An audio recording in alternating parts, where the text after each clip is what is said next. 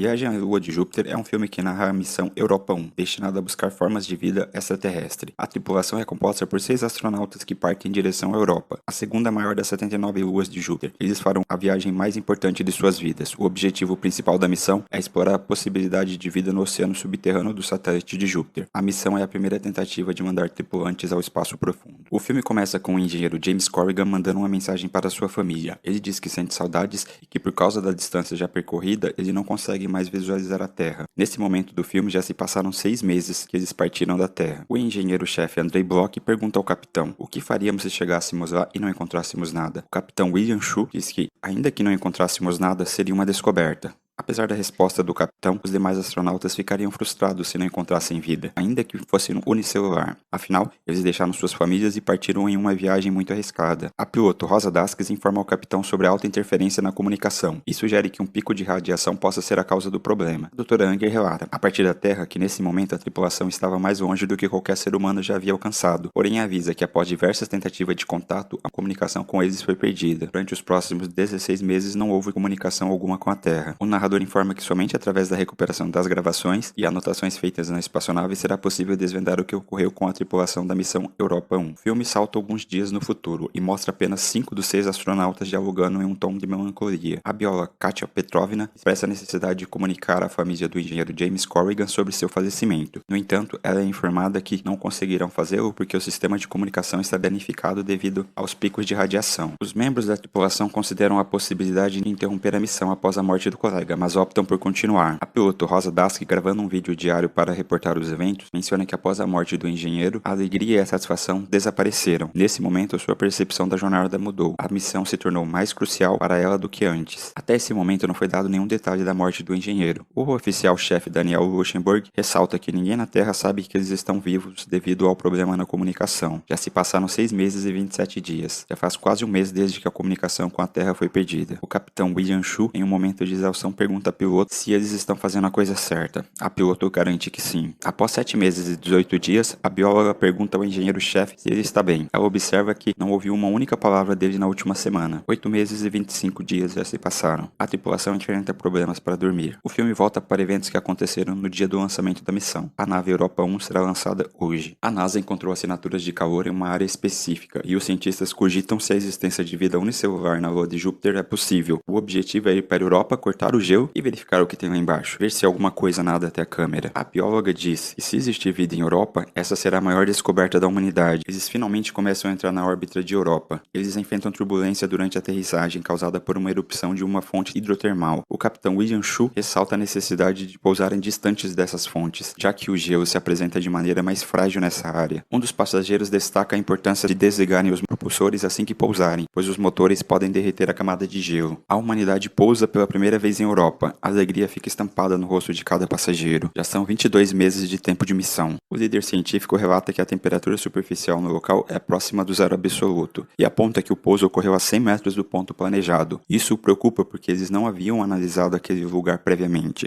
A recomendação é que não saiam para fora da nave. Os passageiros voltam sua atenção para a missão e começam a perfurar o gelo usando uma broca robótica. Essa tarefa poderá levar dias, 22 meses e um dia de missão. Os passageiros sentem fortes tremores. O engenheiro-chefe avistou algo além das paredes da espaçonave. Ele apressadamente busca uma câmera para tentar capturar as imagens do que viu.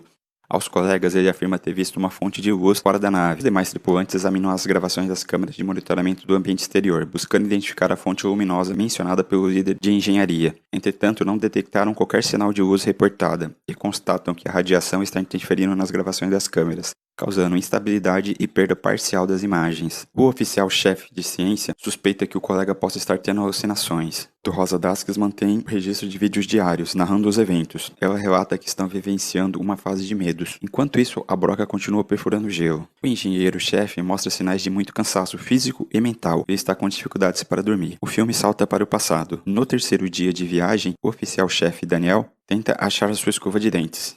O engenheiro James Corrigan diz, em tom sarcástico, que a viagem não pode continuar sem aquela escova de dentes e recomenda que todos voltem para a Terra para buscá-la, de volta aos tempos atuais. Notando o grande desgaste mental do colega, o oficial-chefe de ciência diz ao engenheiro-chefe que ele precisa descansar, nem que seja com a ajuda de remédios ou sedativos. O líder da engenharia afirma que não conseguirá relaxar até desvendar o que avistou lá fora, contudo, ele não tem convicção do que presenciou e começa a questionar se de fato viu algo. Ele rejeita os medicamentos e sedativos porque acredita que deve ficar alerta. Tempo de missão: 22 meses e 3 dias. A broca que perfurava o gelo no local de pouso finalmente encontra água. Uma sonda equipada com câmera e microfone é despachada para investigar o oceano, sob a espessa camada de gelo. No entanto, as imagens mostram apenas vastas extensões de gelo, e a água é muito transparente, sem evidências nenhuma de sinal de vida. A bióloga espantada diz que esse ambiente é completamente intocado. Ela relata a diminuição dos níveis de radiação. Ela também reporta que foi encontrada uma fonte de calor a 100 metros de distância. A profundidade da água é estimada em 100 quilômetros.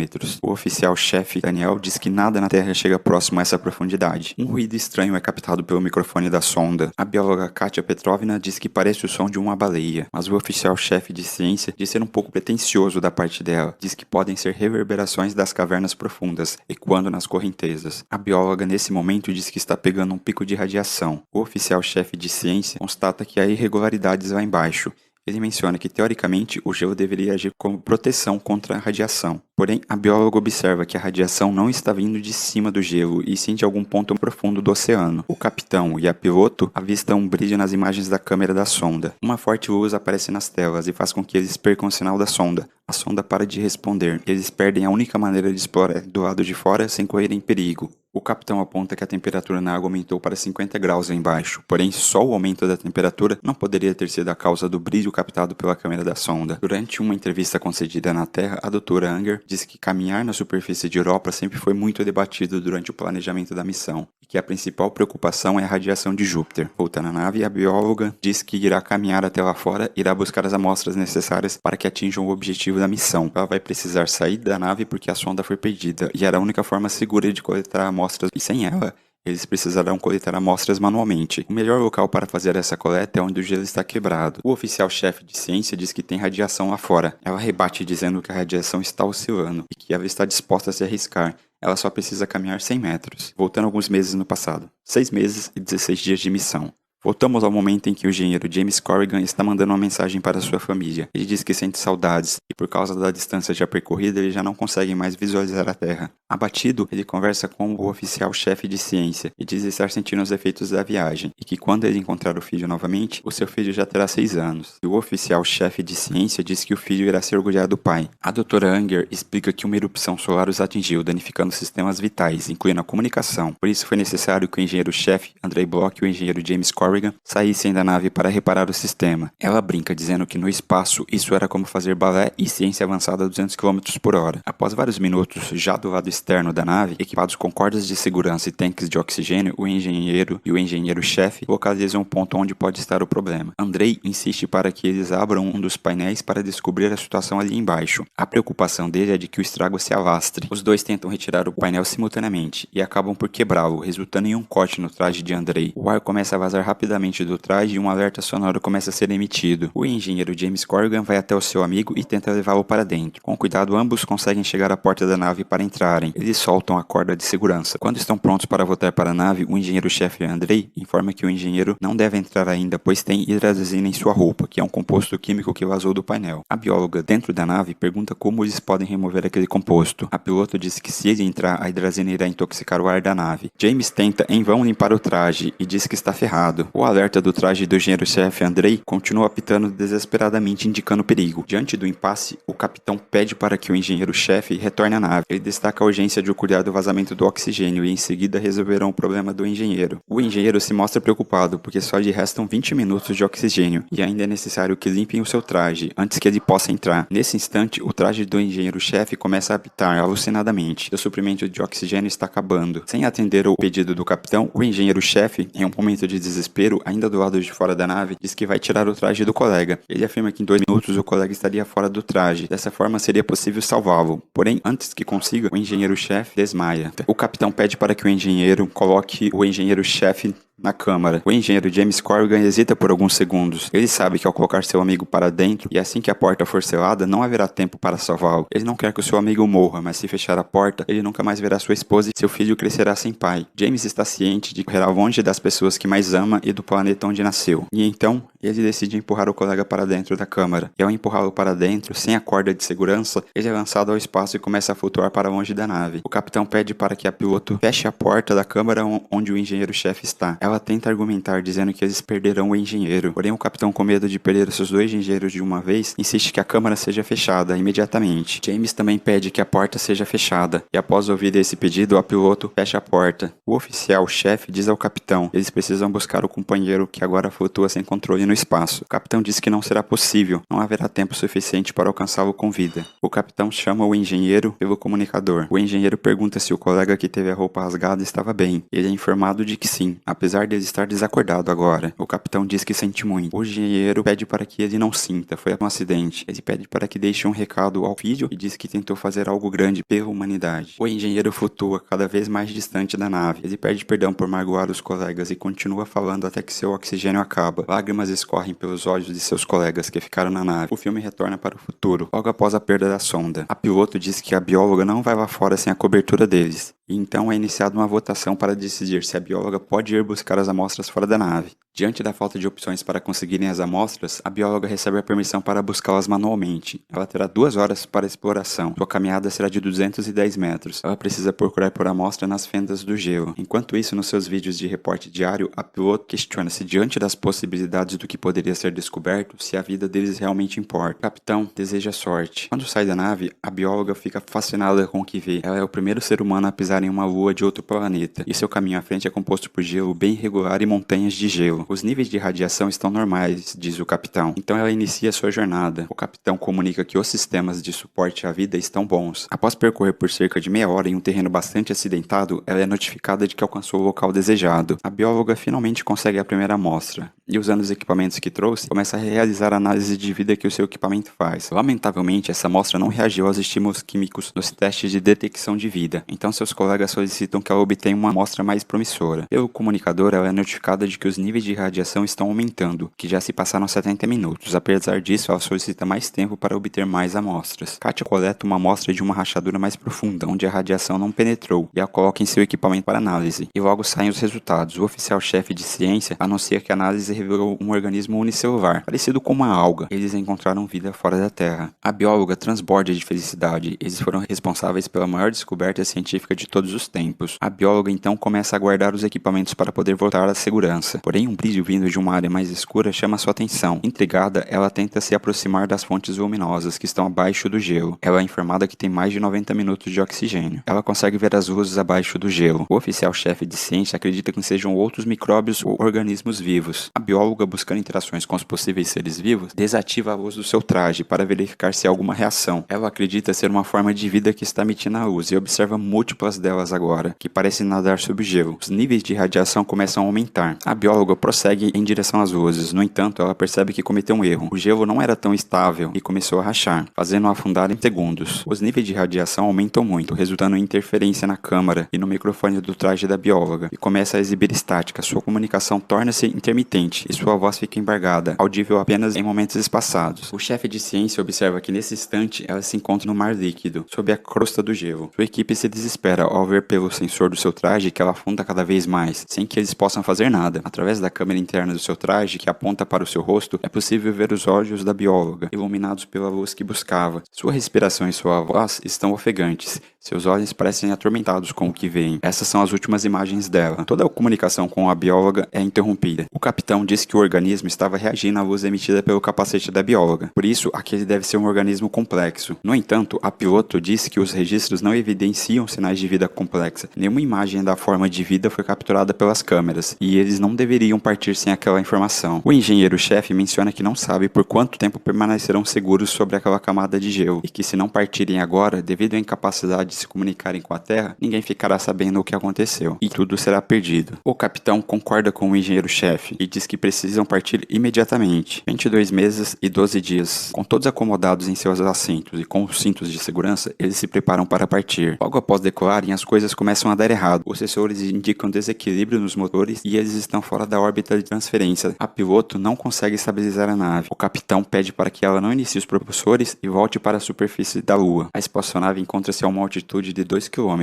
e começa a cair rapidamente. Se continuarem caindo naquela velocidade, todos irão morrer. O capitão, tentando salvar sua tripulação, solta o seu cinto de segurança e diz que irá tentar explodir a blindagem de água para tentar desacelerar a queda. Eles estão a 300 metros de altura agora e caindo. O capitão consegue realizar o procedimento desejado. Isso faz com que a queda da nave desacelere bruscamente e ele é lançado ao chão com força. A nave aterrissou no local original de pouso planejado. A piloto diz que o capitão salvou a vida de todos, mas infelizmente ele não sobreviveu à queda. Eles não têm tempo para lamentar a morte do seu capitão. Precisam correr se quiserem sobreviver. O local estava mais quente e ativo, e agora infelizmente eles não tinham mais a blindagem de água que também era responsável por proteger o interior da nave da radiação. O engenheiro-chefe diz que o oxigênio está vazando e que eles também estão perdendo calor. Ele acredita que irão congelar antes que o oxigênio acabe. O oficial-chefe de ciência diz que o gelo está rachando por debaixo da nave e que logo a nave irá afundar. A piloto diz que a única chance deles é conseguir acoplar a nave à órbita e usar as reservas de oxigênio. O engenheiro-chefe diz que se o sistema de propulsão ainda funcionar, ele pode colocá-los em órbita. O oficial-chefe de ciência não acredita que eles irão conseguir, mas mesmo assim, ele tenta ajudar. O gelo abaixo da nave está se partindo e eles sentem os tremores. A piloto, tentando incentivar seus colegas, diz que eles irão conseguir. O engenheiro-chefe afirma que parte do tubo de combustível está congelado. Eles perderam os propulsores. A piloto afirma que eles ainda podem decolar se fizerem os cálculos corretamente. O engenheiro-chefe adverte que eles têm apenas 2 horas para reparar a nave. Caso contrário, não será possível sair. A manutenção precisa ser realizada externamente e requer 2 pessoas para o conserto. O engenheiro-chefe e o oficial-chefe de ciência iniciam os preparativos para sair. Eles deixarão a piloto ajustando os motores para a decolagem. A piloto, angustiada, diz que quer vê-los novamente em 2 horas. Enquanto os companheiros realizam os últimos ajustes para sair, a piloto registra, com lágrimas nos olhos, talvez o seu último vídeo. Em seguida, ela ativa todas as câmeras portáteis. Atualmente, o sistema de comunicação permanece inoperante, então a expectativa é de que esses vídeos sejam visualizados posteriormente, quando retornarem à Terra. As primeiras impressões do engenheiro-chefe e do oficial-chefe de ciência não são boas. O oficial-chefe de ciência diz ao colega que irá sair da nave primeiro. Assim que ele pisa no gelo, a piloto menciona que estão registrando a mesma emissão de radiação detectada quando as luzes surgiram anteriormente. Vários tremores são sentidos. A piloto entra em desespero tentando se comunicar com seus colegas, mas apenas o engenheiro-chefe responde. O oficial de ciência desapareceu quando o gelo partiu sob seus pés. O engenheiro-chefe comenta que o colega desaparecido estava cercado por luzes segundos antes. A piloto pergunta se o engenheiro-chefe ainda pode consertar o tubo de combustível sozinho. O engenheiro desanimado nega. Consertar a nave em 2 horas e sozinho é impossível. Ambos morrerão ali, mas tem uma coisa que vale a pena tentar. Eles ainda podem consertar a matriz de comunicação se ele pegar as peças da central de oxigênio. Ele pergunta a ela se é possível preparar a sincronização dos dados para que tudo que foi coletado seja enviado à Terra. Ela pensa por alguns segundos. Ele insiste. Rosa concorda e pede detalhes de como será feito. O engenheiro diz que quando ele remover a bateria da central de oxigênio, o módulo de comando ficará sem energia, e nesse momento ela deve fazer a sincronia dos dados. Durante o processo, Andrei pede que a amiga continue conversando com ele. O engenheiro-chefe diz que está escuro e não será fácil. Ele pede que a piloto continue com ele no comunicador. É possível perceber o desespero em sua voz. No momento, ele diz ser possível ver água embaixo da nave. Após finalizar o concerto, o engenheiro-chefe pede para que ela ligue os fios. A piloto tenta realizar o que o colega solicitou. Ela diz que o módulo de comando está apagado. Uma após a outra, todas as imagens das câmeras nas telas começam a desaparecer. Rosa continua trabalhando. O engenheiro-chefe diz que o que ela está fazendo está funcionando. O sistema de comunicação começa a dar sinais de que está voltando a funcionar. Andrei diz que eles estão ficando sem tempo. A piloto diz que o sistema de comunicação está funcionando, então todos os dados coletados começam a ser enviados para a Terra. O engenheiro-chefe pergunta se a colega consegue ver o que ele está vendo. Luzes começam a aparecer abaixo do gelo, em que Andrei está pisando. A piloto nega e diz que as câmeras exteriores estão parando de funcionar. Felizmente, eles não conseguiram nenhuma imagem do organismo O chefe diz que a nave está cercada por luzes sob o gelo. Elas estão ao redor da nave toda. A nave está afundando no gelo. Os monitores começam a piscar e é possível ver os gritos de Andrei. A imagem da câmera de Andrei desaparece. A piloto tenta se comunicar com o colega novamente, mas ele já não responde mais. Rosa é a única pessoa viva. Sua respiração está acelerada e pesada. Os dados continuam sendo transferidos para a Terra. A nave começa a afundar com a piloto dentro. Já é possível ver a água cobrindo as janelas. Nesse momento é mostrado o rosto da piloto. E ouvimos a frase que ela já havia dito antes. Comparadas às descobertas que podem ser adquiridas, a sua vida ainda importa? Perante a inevitabilidade da sua morte, ela cria um plano para capturar uma imagem da criatura. Então, ela começa a pôr seu plano em prática. Após se posicionar na parte mais alta da nave, logo em frente a uma de suas câmeras, ela respira mais algumas vezes, tomando coragem para iniciar o processo que será responsável pela sua morte. E, finalmente, ela clica no botão que abre a porta da nave. E a água começa a entrar. A água começa a subir rapidamente. A parte de baixo já foi coberta pela água. Ela fica olhando fixamente para a água transparente. O nível da água começa a subir cada vez mais rápido. E então a criatura finalmente entra na nave que está inundando. Ela pode ver as luzes. E as câmeras estão captando aquelas imagens. As luzes da nave se apagam por completo. As únicas luzes visíveis são as luzes das criaturas nadando logo abaixo da piloto. A água preenche a nave completamente. É possível ver os detalhes da criatura, que possui tentáculos, uma espécie de polvo. Essas foram as últimas imagens da piloto. A doutora Anger disse que recebeu uma ligação às 3 da manhã, dizendo que a comunicação havia sido restabelecida. Graças às câmeras, eles puderam ver os sacrifícios feitos por eles para manterem a missão viva e a imagem final. Chocante e assustadora, muito além do que se podia imaginar. A descoberta daquela criatura é simplesmente extraordinária. A doutora Enger afirma que a tripulação de Europa 1 mudou o contexto fundamental que a humanidade acreditava sobre a vida. Chegamos ao fim do nosso filme, com 1 hora e 25 minutos. A maior reclamação desse filme é a de que ele é muito lento, mas acredito que essa lentidão toda venha justamente da tentativa de retratar o espaço como ele é. Se você gosta de ficção científica e não se importa com um pouco de lentidão, vale a pena assisti-lo. O filme possui uma nota de 6.4 no IMDb. Fim. E você, o que faria se estivesse no lugar da tripulação? Já teria desistido? Teria voltado para a Terra? Ou também tentaria capturar uma imagem desse povo luminoso?